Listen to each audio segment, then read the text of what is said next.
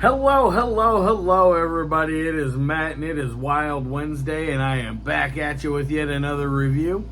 Before I roll on to any of that, I want to wish each and every one of you a great morning, evening, dawn, day, or dusk, all that lovely stuff, because life really is too short as is. Do me a really huge favor and like, share, and subscribe. I love seeing your beautiful faces when I am here. I know I'm here an awful lot, but I have an awful lot on my plate to review. And one last little tidbit of information. Check out the information in the description box. I give you a bigger bite of every single movie of every single day. Today I gave you a brief synopsis, which I actually wrote today, which is why it sucks.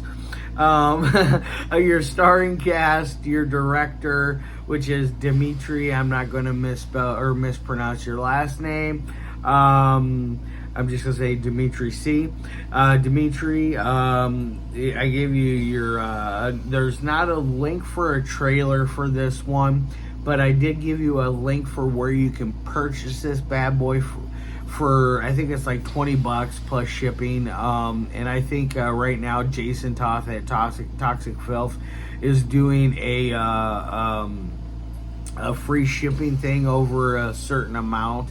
I think it's only $20 if you spend over $20, which is just crazy reasonable. You know, his shipping is not high as is. And then also, if you decide, you can help support Matt's Movie Mania. So with all that said in mind and all that out of the way, let's roll on to the film of the day. And today's, I think, is a 2023-2024 release. I'm not 100%. There's no information online about it. There's not even in the credits a year listed when this was made. So I just listed it as 2024 just to be safe. Now, it runs at about an hour, and I believe it was 26 minutes. It is a sequel to Alien Nightmare and Alien Nightmare X. So there is the third in the series. I have not seen the first two, so I can't do any comparisons on that level.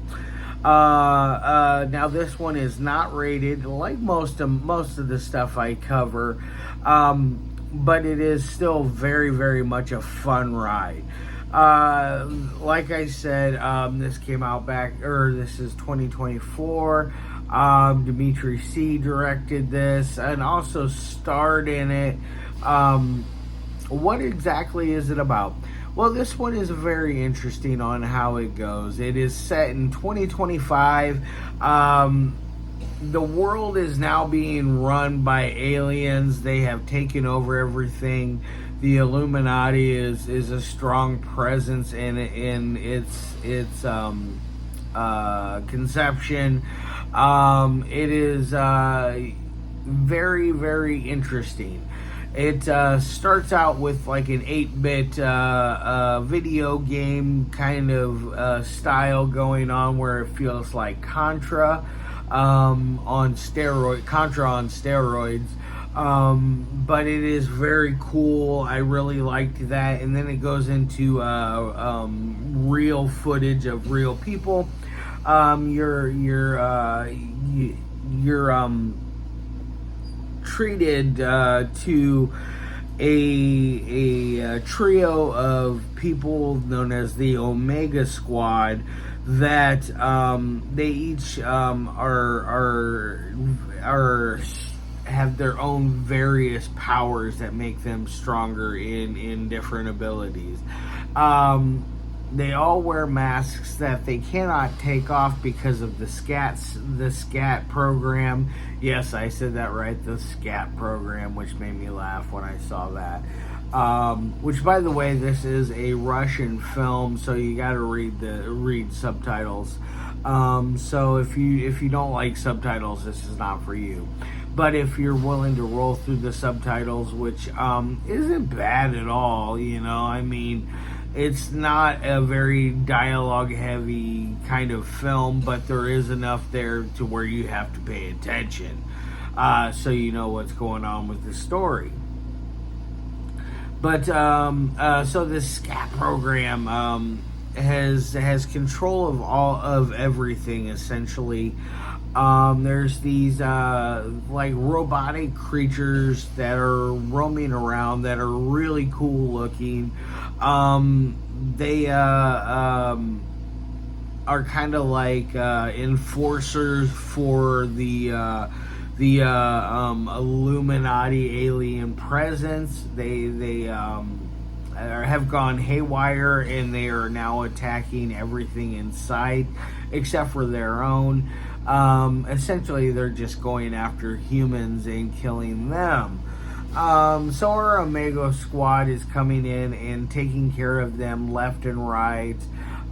There's a guy named the Keeper, I believe is what his name is. He is down in a bunker, and he is communicating with the Omega squad via a walkie-talkie room, or some kind of two-way radio exactly. And the Omega squad, which they have on their wrists, a old school 8-bit classic Game Boy that they use for their talking into, and they use for various things throughout their quest that they are sent out to do.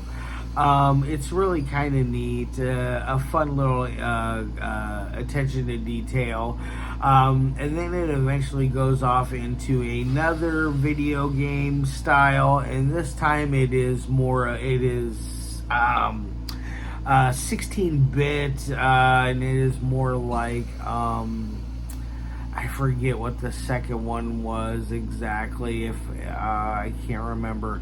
But eventually rolls on and goes a little further, and they have another video game kind of sequence, and it's more like a Resident Evil type feel. So it's really cool. I really like this movie a lot. I'm not going to give away anything else about the movie itself, because I feel like this is one you guys should go out, buy a copy, and watch it. Watch it multiple times. Have some fun with your friends. It's got what is that company? Necrostorm. It's got kind of a Necrostorm kind of vibe going on here, but not quite as heavy on the CGI. There's a lot of practical effects here. Granted, Necrostorm does use a ton of practical effects, but they are notorious for using a lot of CGI on top of it.